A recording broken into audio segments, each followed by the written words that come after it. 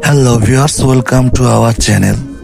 Viewers, আজ আমি দেখাবো রেডমি নোট 9S। এই ফোনটির প্রবলেম হচ্ছে অটো রিস্টার্ট। তো নর্মালি আমরা সবাই অনেকে ধারণা করি যে অটো রিস্টার্ট হলে ব্যাটারি ফিউজটাকে শর্ট করে দিলেই ফোনটি সমাধান হয়ে যায়।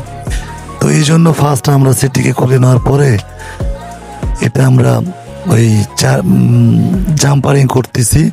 ওই জাম্পারিংটা আমরা ব্যাটারির যে সার্কিটের ফিউজটা আছে, ফিউজটা শর্ট করে দেখবো যে আসলে সলিউশন হয় কিনা। তো প্রত্যেকটা কাজ স্টেপ বাই স্টেপ করতে হবে।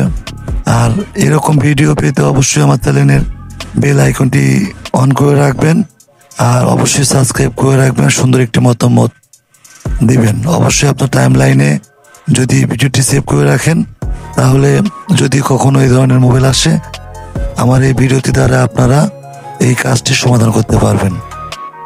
আর আপনারা যারা মোবাইলের আনলক করেন, টুলের প্রয়োজন হয়, ভিডিও স্ক্রিনের নাম্বারে আমার সাথে যোগাযোগ করবেন।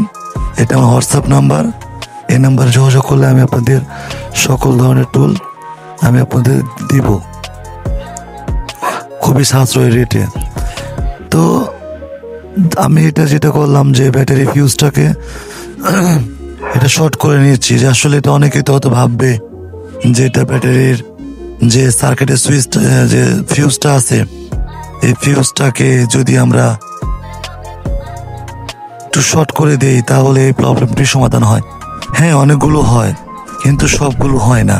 তো তারপরও আমি বিষয়টা আমি আপনাদের সাথে দেখানোর চেষ্টা করতেছি। তো যখন ব্যাটারিটি আমরা শর্ট করে যখন একটি একটি করে কানেক্টর লাগাচ্ছিলাম, লাগানোর পরে কি পজিশনে আসে বা কি প্রবলেমটা হয় আমি আপনাদের একটু দেখাচ্ছি। ধৈর্য ধরে ভিডিওটি দেখুন, সামনে আরো অনেক মজা আছে। দেখতে পাচ্ছেন ফোনটিতে কিন্তু চার্জের আইকন আসছে। ওকে, তো চার্জের আইকন আসছে, এখন চার্জে কানেক্ট করলাম। তো চার্জে কানেক্ট করার পরে লোগোটা এসেই কিন্তু চলে যাচ্ছে, ঠিক আছে। আবার আরেকটা বিষয় হইতেছে যে এটা কিন্তু চার্জিং এম্পিয়ারে কিন্তু ঠিকই চার্জ নিচ্ছে, ঠিক আছে। চার্জিং এম্পিয়ারে ঠিকই চার্জ নিচ্ছে, কিন্তু সেটটি কিন্তু চালু হচ্ছে আর বন্ধ হচ্ছে।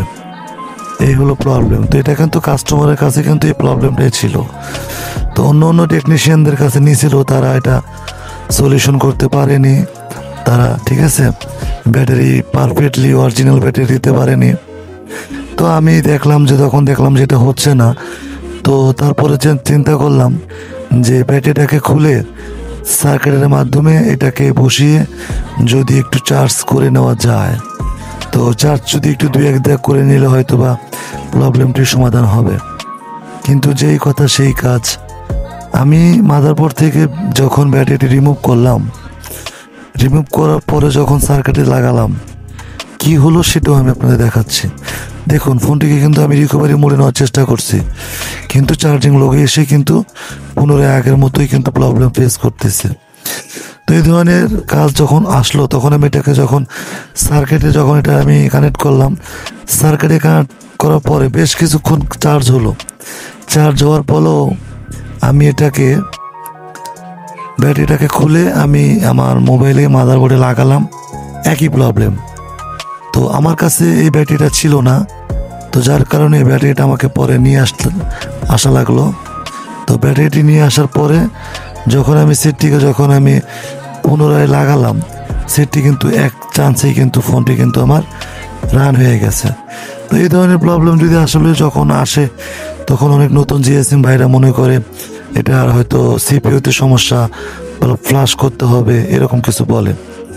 তো দেখুন, আমি কিন্তু নতুন ব্যাটারি আনার পরে কিন্তু ব্যাটারিটি কিন্তু ফোনে লাগানো, আর বাইরে যে ব্যাটারি দেখতে পারছেন, যেটা আমি রিপেয়ারিং করেছিলাম, ফিউজটা শর্ট করেছিলাম, এটা দিয়ে কিন্তু কাজ হয়নি। নতুন ব্যাটারি এখানে লাগাইছি। তো নতুন ব্যাটারি লাগানোর পরে কিন্তু প্রবলেমটি আমাদের সমাধান হয়ে গেছে। তো এরকম ভিডিও পেতে অবশ্যই আমার চ্যানেলে সাবস্ক্রাইব করে রাখবেন, আর অবশ্যই সুন্দর একটি মতামত আমার সাথে শেয়ার করবেন। কারো যদি কোনো প্রবলেম থাকে সেটাও জানাবেন, আর যদি কারো ধরনের কোনো টুল লাগে সেটাও আমাকে জানাবেন। উপরে হোয়াটসঅ্যাপ নাম্বার আছে, দেখতে পাচ্ছেন ফোনটি কিন্তু চালু হয়ে গেছে। অথচ অন্য টেকনিশিয়ান বলছে এটা আইসি সমস্যা। তো আগে বুঝতে হবে, তারপরে কাজগুলো স্টেপ বাই স্টেপ করতে হবে। যখনই আমরা স্টেপ বাই স্টেপ কাজ করতে পারবো, তখনই আমাদের প্রবলেমগুলো কিন্তু ফাইন্ড আউট করতে পারবো, ঠিক আছে। এটাই হচ্ছে টেকনিশিয়ান জগতের কাজ। ঠিক আছে, তো ছোট্ট একটি ভিডিও শেয়ার করলাম। অবশ্যই সবাইকে বলবো, কাছে এবং দূরে যারা থাকেন ফেসবুক